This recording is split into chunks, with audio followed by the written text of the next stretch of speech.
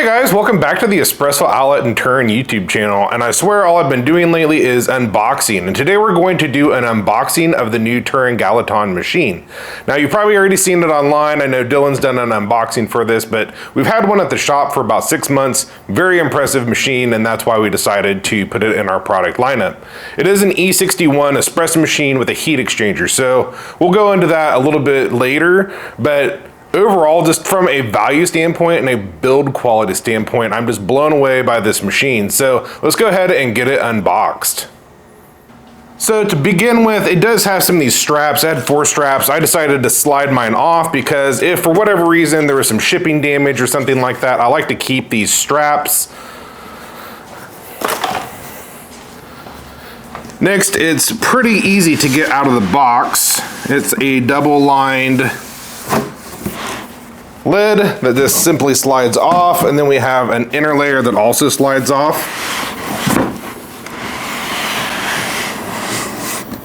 And you want to be careful as there might be a couple loose items in here like the accessories.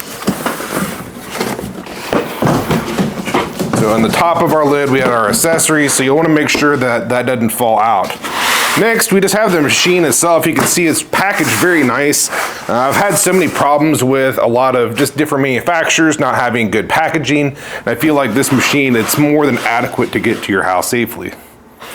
So you may end up needing some help with this, especially when it's up high like this, but if it's on the floor, it could be a 2-person type job, but I'm going to go ahead and just kind of flop it on its side to get this bottom off and remove our foam inserts.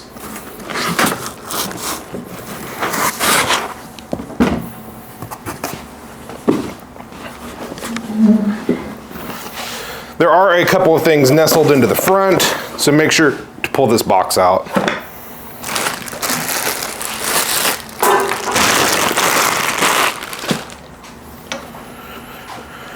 Pretty standard with most E61 machines, we have this nice cover that protects the polished stainless steel as it's being shipped, and it's just absolutely beautiful. I always love pulling that cover off. Let's get to some of the other parts real quick.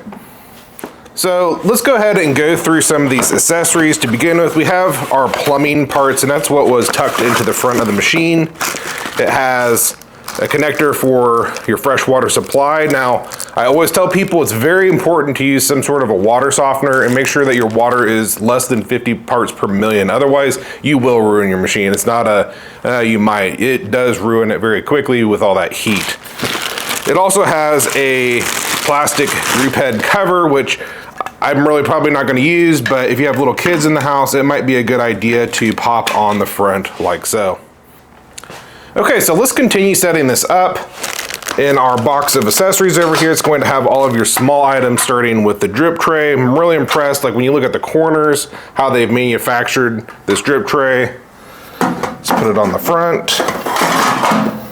Have your instruction book, which you'll probably just throw in like a drawer or something somewhere. Next, we have a cleaning brush. It's a group head cleaning brush. It has a scoop on the end for detergent, and I like to just keep it in my drawer. It keeps things nice and clean. Followed by, it is a dual spout portafilter with the wooden accents, which we haven't really talked about the machine much yet, but we have the wooden accents on our hot water and our steam arms, as well as our group head lever. So matching dark walnut portafilter, as well as a matching tamper. And I mean, I like tampers. You can see I have a couple behind me, so you may end up wanting to get another one, but this one's very nice. It has a lot of weight to it, and it's really all you're probably ever gonna need, but if you want another one, that's cool. It comes with a really nice tamper. A couple of smalls. We talked about the portafilter that has the dual basket in it, but if you were wanting to use a single shot basket, it comes with a single shot basket, as well as this little rubber disc that is your back flush blind. So you put it in there with no coffee, and then you can back flush your group head.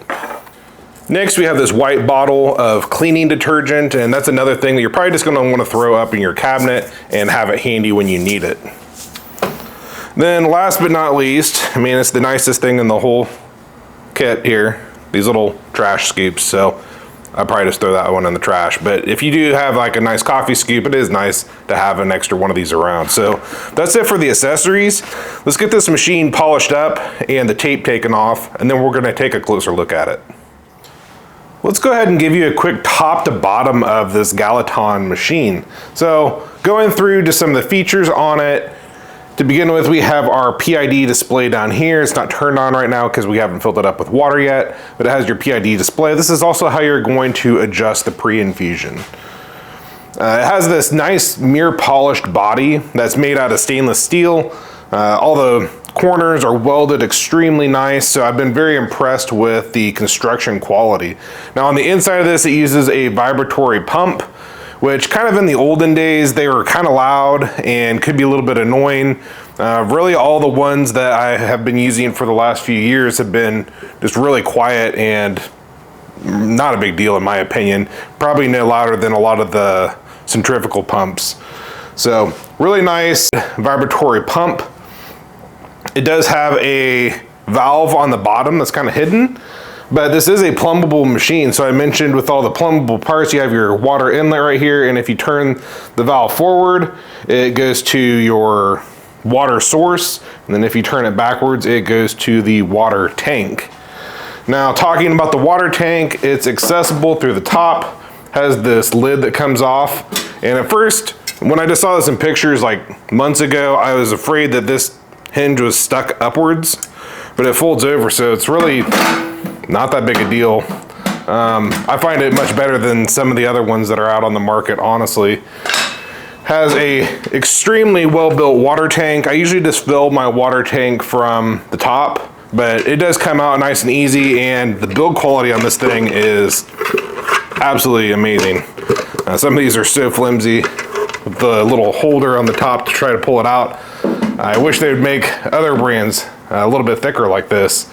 You do have a cup warming rack, and it really just hides some of the screws, but it does come off so you can clean this really easily. And then you have a secondary layer with a couple screws just to cover up the boiler and the internals of the machine. But again, just very accessible. So let's just do kind of like a top to bottom of this machine. So on this side, we have our steam wand, and yes, this is a no burn steam wand. I know that question is going to come up. And it has a 3-hole steam tip. It's perfect for me. That's the way I like it. On this side, we have our hot water tap. So if you're making Americanos or you're wanting to rinse off your portafilter or maybe even preheat a cup, I really like having the hot water tap. I know some people kind of don't care, but I've always really liked having that. And you can see it has these nice walnut accents on the joysticks. And some brands, like they only go up or down. These can go in any direction, and you can kind of pull it down just a little bit for a little bit of steam, but if you pull it all the way down, it will lock into place. So another really nice feature there. In the middle, you have your group head gauge, which that really has always helped me when I had a group head gauge to dial in my shots. Yeah, it's okay to have a gauge down here, but you do have some of the pressure differential between your puck and the outlet of that pump. So having it right on the group head is going to tell you really exactly how many bars are being pushed down onto that espresso puck. Coming over to this side, we have our 3-way valve, and it has the same walnut accents on it that look very nice. It has a very nice feel to it as well. So on some machines, I mean, you could do the pre-infusion this way, but it also has the pre-infusion built into the timer. So if you just went ahead and flipped it on, you can have that timer take care of the pre-infusion for you. Kind of nestled down in the bottom, we have our main power switch. It's just a nice aircraft style toggle switch that you see on most of these machines. And it's really just front and center, but not really obtrusive. It does just have a standard E61 shower screen on the bottom, and you can use multiple aftermarket portafilters. Like I have this bottomless one right here, completely different brand, and it fits in perfectly. If you wanted to change out the basket for something like an IMS or a VST, Pullman, there's a couple others. As long as it's 58 millimeter, it should fit in this no problem. So let's go ahead and get this machine set up for the first time. I've gone ahead and rinsed out our water tank at the sink. I don't really recommend using like a dish detergent because it'll leave a smell and a taste. So usually when you turn this on, it sounds a little bit annoying at first because it's priming the pump.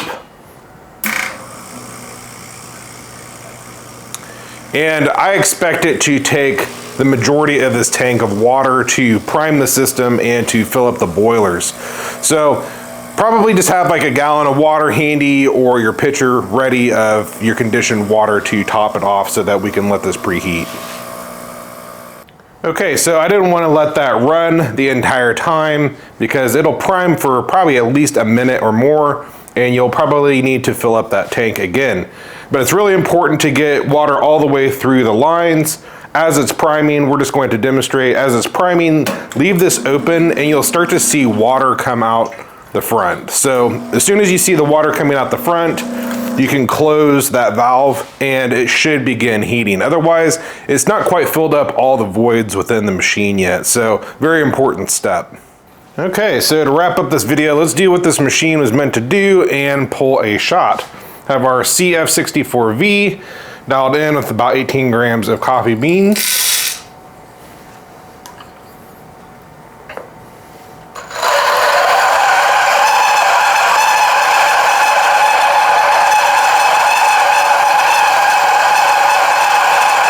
Kind of on a low RPM, so it sounds a little bit louder. It's a different sound in person than on video, but we've had people comment on that. These are bellow and knocker. Nice coffee grounds. We're doing some Honduras today that I roasted about a week ago. Have our portafilter preheated. I like to wipe it out first just to make sure that the little grounds don't get stuck to any small water droplets, and then I like to just shake it in like so. If you have a WD-T tool, you can feel free to distribute the grounds. I don't have one handy. We're going to use the tamper that came with it. Give it a nice level tamp. If you want to polish it, that's cool.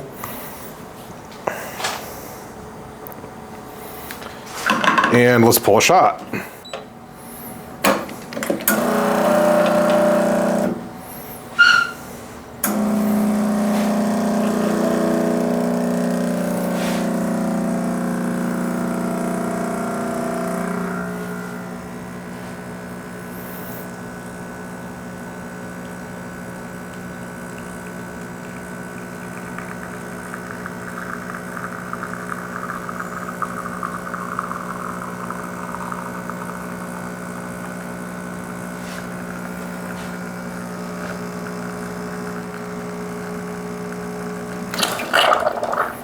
Okay, got about 35 grams out. So I think this concludes our unboxing and setup of the Turin Gallatin machine. We made a shot of espresso. Tastes fantastic. Used our CF64V grinder. It's going to be coming early 2025 sometime, but this machine here, we have them in stock now. They're actually going pretty fast, a little bit faster than what we expected. But if you wanted one, they are introductory price of $1,199. I don't know if we're going to keep it at that forever, but that's what they are today, at least in this first shipment. So go over to espressooutlet.com and check it out. Also, if you found this video to be helpful, please like and subscribe, as we like to do more content like this. But for today, thanks for watching.